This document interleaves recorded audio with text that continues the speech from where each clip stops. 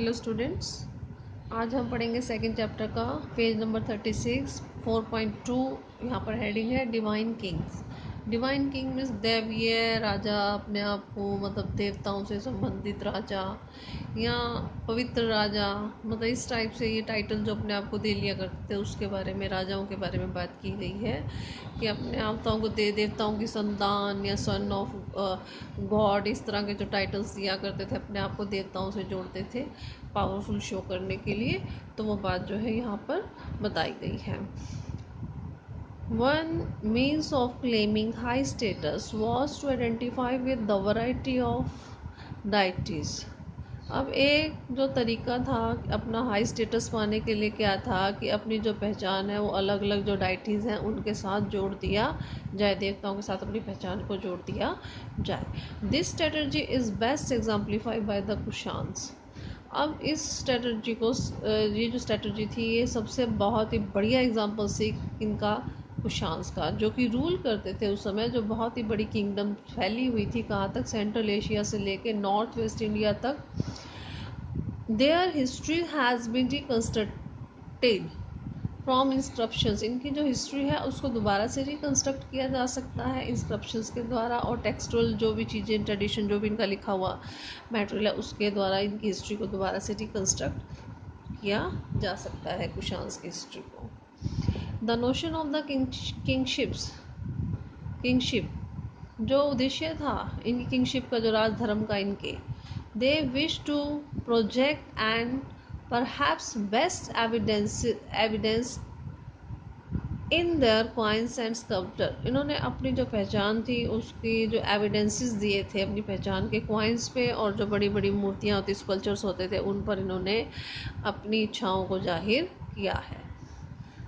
Colossal statue, बहुत colossal होगा, बहुत ही बड़े, बिग, विशाल जो स्टैचूज थे कुशान रूलर्स के, have been found installed in a shrine of Mat near Mathura.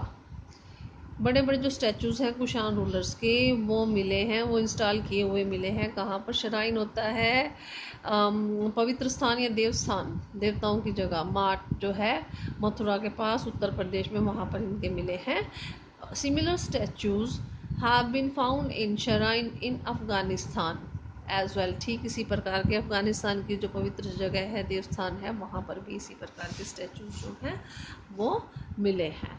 Some historians feel this indicate that the Kushan considered themselves godlike.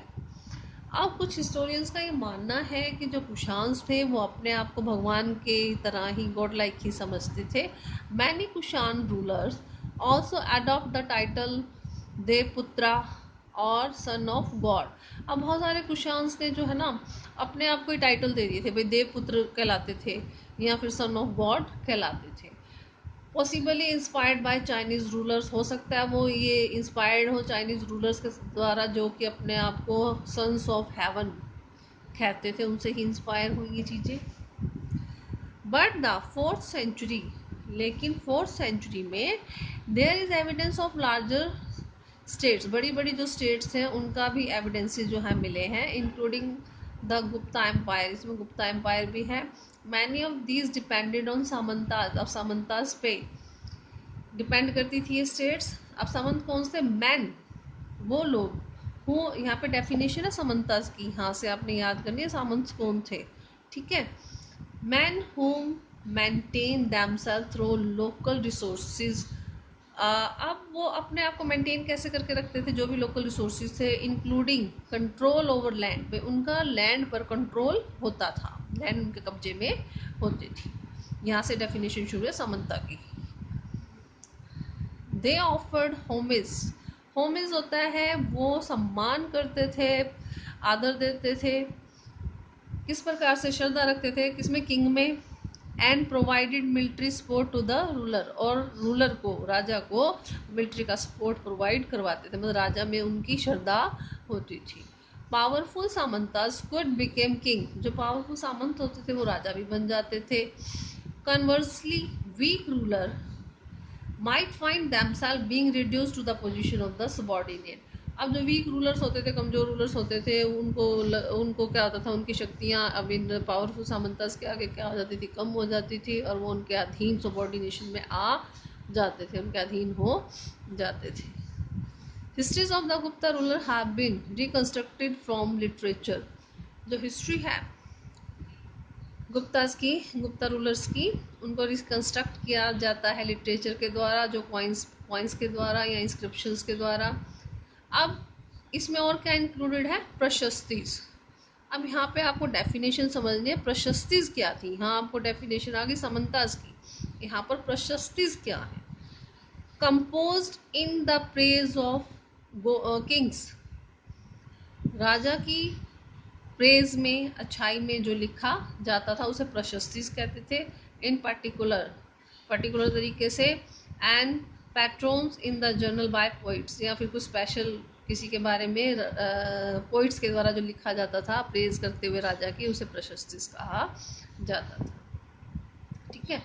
While historian offer attempt to deduce the factual information of such compositions, हालांकि historian को लगता है कि इसके अंदर जो factual सही जो जानकारी है वो कम ही होती थी। दोज हु कंपोज, जो इसको लिखते थे या पढ़ते थे, often treasured them as work of poetry, वो एक पोएट्री की तरह काम करते थे प्रशस्ति को लिखते हुए। मतलब राजा को खुश करने के लिए किस्म से ये प्रशस्ति जो थी लिखी जाती थी। इसमें जो फैक्चुअल जो सच्चाई थी वो कम ही होती थी। राजा को खुश करना है, चलो प्रशस्ति लिख देते हैं, पोइट्स उसकी प्रेज में लिखा करते थे। Rather than the account that were literally true, इसमें कोई सच्चाई नहीं होती थी। द प्रज्ञा प्रशस्ति, जो प्रज्ञा प्रशस्ति है, जिसको कि इलाहाबाद पिलर इंस्क्रिप्शन भी कहा जाता है, कंपोज इन संस्कृत बाय हरिसेना। इसको यहाँ पे नाम पूछ लेते हैं, प्रतिज्ञा प्रशस्ति किसने लिखी थी, ध्यान रखना आपको। और इसका दूसरा नाम क्या था, इलाहाबाद पिलर इंस्क्रिप्शन। किस लैंग्वेज में लिखी गई थी, संस्कृत में। किसने लिखी थी, हरिसेना ने। ठीक है। तो ये 3-4 मतलब है, 1-2 लाइनें, 3-4 अलग अलग टाइप के क्वेश्चन इसके अंदर निकल जाते हैं 1 मार्क्स के। जो कि कौन था ये हरिसेना, कौन था, अब यहाँ पे क्वेश्चन ये निकल रहा है। कोर्ट पोइट ऑफ समुद्रगुप्ता, ठीक है, दरबार में समुद्रगुप्ता के कवि था। Argued the most powerful of the Gupta ruler, arguably the most powerful of the Gupta ruler is के और इन पॉइंट, ये इसका एक बेस्ट एग्जाम्पल है कि भाई इसने राजा की उसमें ही जो है प्रशस्ति, ये प्रज्ञा प्रशस्ति जो है वो हरिसेना ने लिखी थी। ये इसका गुप्ता रूलर का एग्जाम्पल है। ठीक है। तो आज हम इतना ही करेंगे, यहाँ तक किसी की प्रॉब्लम हो तो मुझसे डिस्कस कर लेना। Thank you.